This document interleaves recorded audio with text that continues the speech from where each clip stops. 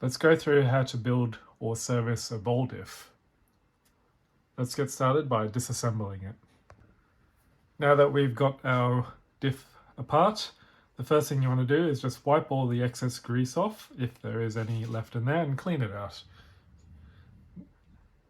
This diff that I have here is a Kyosho diff, and I've modified it to suit normal 64 pitch spurs with the inner bearing.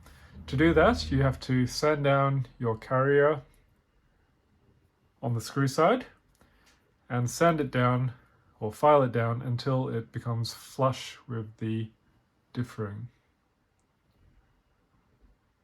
Okay, so just grab your file it down and then clean it up, and then you can then fit any 64 pitch spur on. First thing we're going to do is sand down our diff ring so we've got a nice flat smooth surface. I now have a nice hard flat surface. I have 1200 grit sandpaper and a little bit of water so I can wet sand it. Pick a side, doesn't really matter which. I like to use a side that does not have the rounded edge. Pop it down and just start filing. Do some nice circles and rotate the ring around every now and again to make sure that you've got even pressure all the way around. Check your work every now and again, and you should be able to see sanding marks, and you've got a nice flat surface there. If you start on an unfinished side, you'll notice that it wears unevenly across the face. Just keep going until it looks like this. I started on this one briefly and then stopped, and you can see the uneven wear marks. It's sanded up the top corners, but in the center of the ring there's no sanding. So keep going until it looks like that. Once you're happy with your sanding, clean it off with some isopropyl alcohol, and now's also a good time to clean your diff balls. We'll start putting it back together now. These are very handy. This is just your PN car racing stand, and you can use the holes just to hold your diff.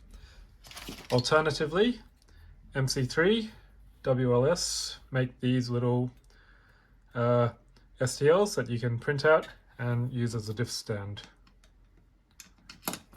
like so.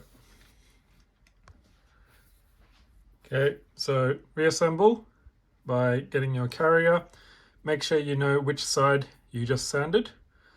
If you do not have a D-lock, it might be useful to put a little bit of diff grease in there to hold the diff ring in place. The grease I'm going to use here is Kyosho Ball Diff grease. I got this out of a Kyosho kit a long time ago.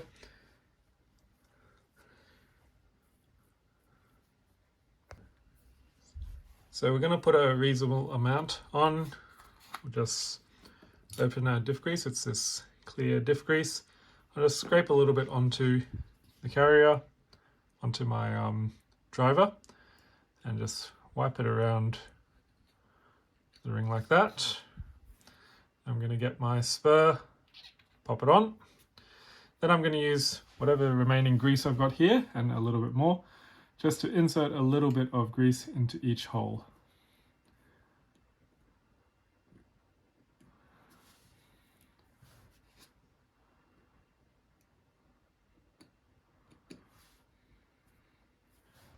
Let's get the balls back in.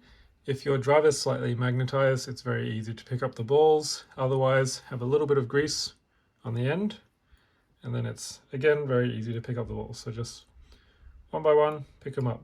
Obviously, that won't work with, magnetic drivers won't work with ceramic balls. While it's on the stand and you're putting this down, sometimes getting the diff ring to stick onto the drive side carrier is a little bit hard. It might just fall out. You can use a little bit of grease in there to help it stick as you put it down. So again, get it, put some grease on it, pop it on. Okay, I've got my C-clip back on, and I don't have any drive diff action when I spin the shaft, so tighten down your nut. If you can't grab the shaft, put the hub back on, and then you can tighten it down. Okay, let's get to adjustment. I've grabbed 2 wheels here to show you how to set your adjustment nut correctly. You can do this on the car or off. So with the wheels seated, you can see that my spur is slipping. So tighten, check it, and tighten again until you can feel with a reasonable amount of pressure, it's slipped again slightly, it's not going to slip. Okay, check your diff action. It depends whether you like it loose or stiffer. Looser will give you better steering, a stiffer diff action will give you a bit better drive. Thanks for watching.